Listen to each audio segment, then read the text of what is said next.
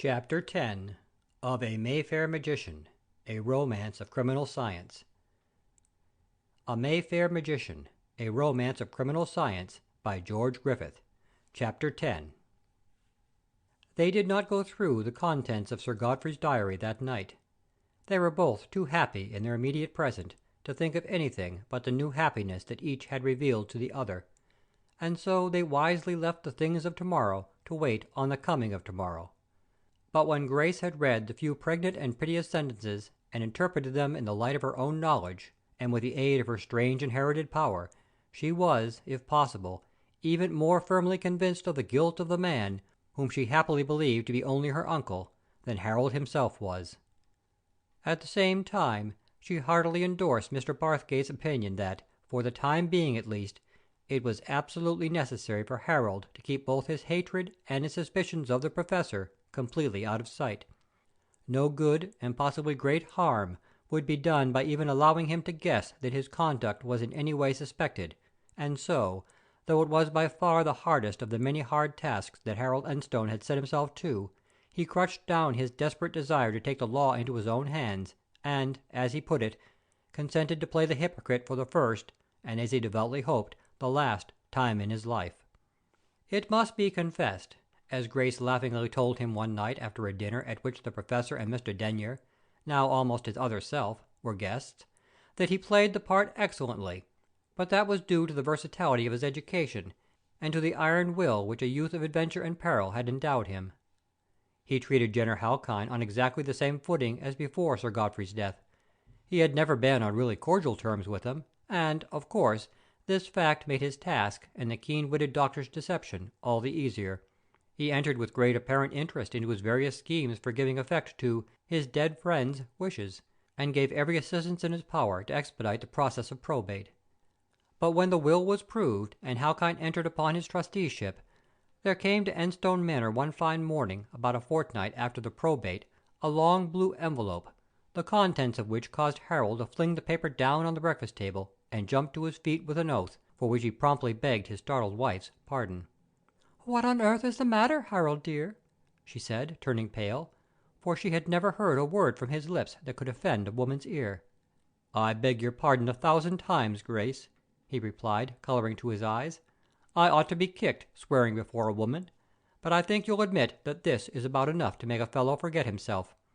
Would you believe it, that scoundrel Halkine, I really refuse to think of him any longer as any connection to you, has gone and realized $1 million out of the State investments on his sole authority, and without even consulting Barthgate or myself." "$1 million!" said Grace, with a little gasp, as she began to realize what evil such a man as her uncle could work with such a huge sum of money at his command. "$1 million! That's a tremendous amount, isn't it? But has he the right to do that by himself?" "I'm afraid he took very good care to make that all right before he sent my poor father to his suicide's grave," replied Harold, bitterly. "Still, for all that, I'm off up to town as soon as I can get a train, and have it out with him in some way if it's only for the satisfaction of doing it. He's evidently thrown off the mask now, and I may as well do the same. Why, the rascal hasn't even a single one of his schemes ready to spend a penny upon honestly. So now, dear, go and get packed up, and tell Jackson to put my usual things together, and we'll catch the midday train from Newcastle. I'll see about the carriage, and send Simmons to the post office with a wire to Mrs. Porter. No, I think we'll go to Brown's, as the old governor always did when he paid a flying visit like this." "Are you really serious, Harold?" she asked, rising from the table, for they had just finished breakfast when the ill-omened letter arrived. "Never more so, dear," he replied, with a little forward movement of the chin which told her unmistakably that he meant business. "Very well, then," she said quietly, yet wondering what sort of consequence such a journey might have. "If you are, I will come with you. Perhaps I may be of some use." They dined in the dignified and quietly luxurious peace of Brown's Hotel, last survival of the ancient hostelries of London, which many a generation of county people have made their other home, and as soon as they had finished breakfast the next morning, Harold took a hansom and drove to Bedford Mansions, which was Professor Halkine's town address. He found him sitting over the fruit and sweetmeats at the end of a late Oriental breakfast. There was another man at the table with him, and Harold, by some swift intuition, instantly recognized that he was in the presence of no ordinary earth dweller. Never in all his wanderings had he stood face to face with such a personality as this. As they both rose from the table, Halkyne held out his hand and said in his most genial voice, "Ah, good morning, Mr. Enstone. You have given us a pleasant surprise. We were just talking about you. Allow me to have the honor to present you to my colleague, and now co-trustee, Dr. Ramal, whose name, I am sure, cannot be unfamiliar to you. My friend, this is the Mr. Enstone, son and heir of our lamented friend and brother, Godfrey Enstone." Harold's muscles were quivering under the great effort of will that alone prevented him striking the smooth-spoken liar and murderer to the floor, but he managed just to touch his hand and say, "Good morning," civilly. Then he turned and his eyes met those of Isaac Ramal. He saw a face that was at once the most beautiful and the most piteously impassive he had ever seen. There was something unearthly in its beauty, something almost devilish in its utter lack of human expression. The skin was a clear, pale olive, the features were of the purest type of the ancient Egyptian aristocracy. It seemed, indeed, to Harold's wondering eyes that he might have stepped straight out of one of the wall paintings at Luxor or Karnak. His hair, which fell almost to his shoulders, was pure white, yet thick and soft as silk. His brows were still black, and under them shone a pair of eyes so intensely and brilliantly blue that, unless their owner so willed, it was difficult to look into them for more than a few moments together.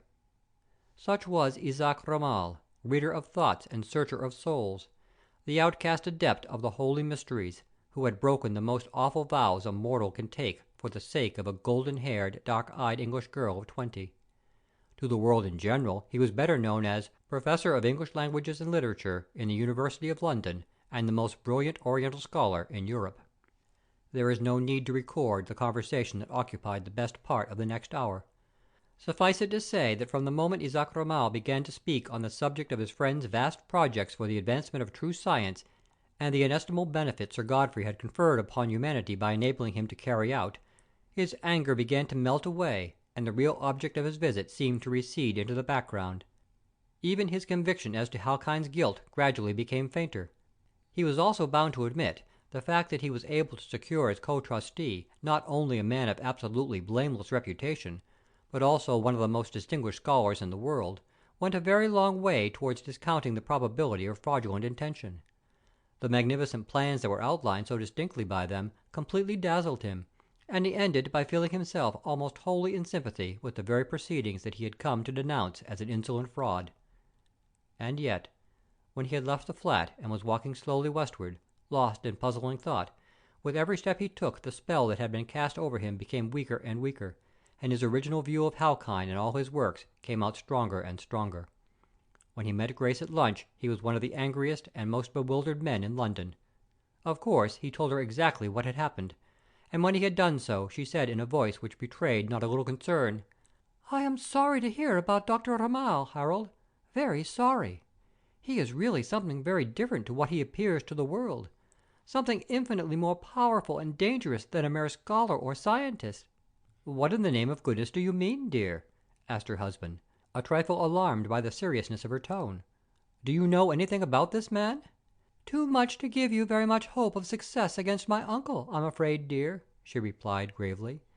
"This doctor, or as he should be called, Lama, Isaac Ramal is, or was, one of the Tibetan adepts. Of course, you must have learned something about them on your travels, and you know the extraordinary powers with which they are credited. Well, my uncle told me several times that all this is actually true of Isaac Ramal. I have myself seen him do, apparently just for amusement, the most incomprehensible things. Tying a knot in a loop of string, for instance, and turning a closed bag inside out without opening it. Once he told me the whole course of my thoughts for 12 hours without a mistake. I hate the man, if he really is an ordinary man, and I am afraid I fear him even more than hate him. Whatever you do, Harold, for heaven's sake don't let him come near me, or I dare not guess what the consequences might be." "You can be pretty certain of that, dear," he said a trifle grimly. "I have heard of these fellows in their own country, and I know for a fact that they do some of them possess powers that we have no notion of. And," he went on with a laugh, "you may rest quite assured that I don't want anyone coming around reading my wife's inmost thoughts when I don't even know them myself." "I don't think many of them are hidden from you, dear," she smiled in reply, but quite seriously. I should absolutely dread meeting this man, especially now that he has allied himself with my uncle in this terrible piece of work." "I'll take very good care you don't," he said with confidence that was greater than his knowledge. "But now, can you tell me what the actual connection between these two worthies is?" "As far as I know, it began when he was 25 or so. He went as naturalist with an expedition which attempted to get into the Forbidden City. Every man was killed except my uncle, and he was spared because Isaac Gramour, who was then very high up in the cult, took a fancy to him, or saw some possibilities in him, and claimed him as a disciple. He remained in the monastery with him for 3 years, and then they both got away. How or why I don't know. That is all my uncle ever told me, and I never could get him to say another word on the subject." They went out shopping in the afternoon, and just as their victoria pulled up in front of Jay's, they heard a familiar voice say, "Good afternoon. I heard from Halkine this morning that you were in town, and I was going to do myself the pleasure of calling upon you." They looked up, and there stood Mr. Bonhomme Denyer, faultlessly dressed in the most recent of male modes, and looking the very incarnation of prosperous respectability. Harold helped his wife out, and they shook hands. As they moved towards the shop door, Mr. Denyer muttered, just loud enough for him to hear, "Will you have a couple of hours to spare before you go back to Enstone? I am very anxious to have a chat with you on a subject which concerns you very deeply." Harold caught a note of real earnestness in his voice, and as he looked up quickly he saw a look of earnestness, almost of anxiety, on the lawyer's face that convinced him that he really had something of importance to say. Before he replied he turned to his wife and said laughingly, "I don't suppose you want me to come and do penance at the shrine of St. Maud, do you? If you don't mind, while you are seeing things and trying on, I'll take a turn with Mr. Denyer and come back for you in half an hour." "I think you had better make it a couple of hours, dear," she smiled in reply. "I have 2 dresses to try on, and ever so much else to do." "Then in that case," he said, turning to Denyer, "we may as well take the carriage and drive down to the Travellers', and have a smoke and a chat there." "I will be delighted," replied the lawyer, raising his hat again, and bowing as Grace went into the shop. In 10 minutes they were seated in a secluded corner of the almost deserted smoking room, for it was now late August and Clubland was almost a wilderness. When they had got their cigars going, and the waiter had put half a bottle of the famous Traveller's Port and a couple of glasses before them, Harold turned to his guest and said, "Now, Mr. Denyer, I am entirely at your service. You can speak as freely here as you could in your own office. There is no one within earshot, and those 2 or 3 old stagers are either all fast asleep, or very soon will be." "Exactly," replied the lawyer, in a low but perfectly distinct tone, such as he and his kind assume by instinct when they approach confidential matters. "To save time, and get to the point at once, I will begin by saying that I want to talk to you about a matter which concerns you and your fortunes, and something even more than them very closely." "Then you can only refer to my late father's death, and that extraordinary will he made," said Harold, putting down his glass and looking him straight in the eyes.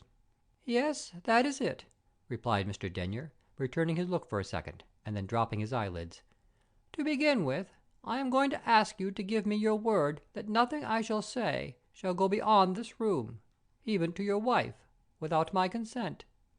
"Certainly," answered Harold, after a moment's thought. His instinct told him that Halkine's friend and partner, perhaps his accomplice, would not speak like that without pretty good reason, and so he determined to take the risk. "Yes," he continued, "you have my word on that. And now, what is it you have to tell me?" End of Chapter 10. Recording by Todd.